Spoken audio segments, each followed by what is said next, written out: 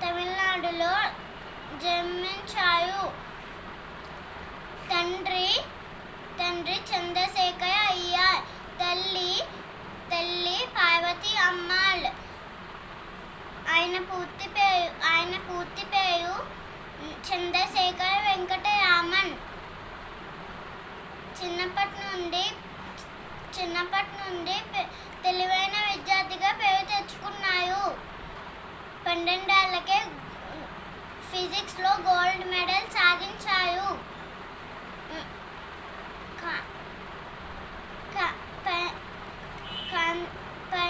18 ఏళ్లకే కాంతిపై పరిశోధనలు చేశారు.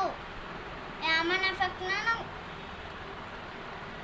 ఎఫెక్ట్ను కనుగొన్నారు.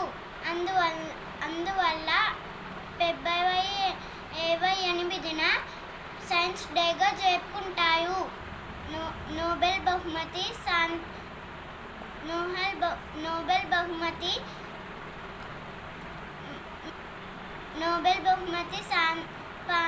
భారతరత్న శాంతి బహుమతి అందుకున్నారు.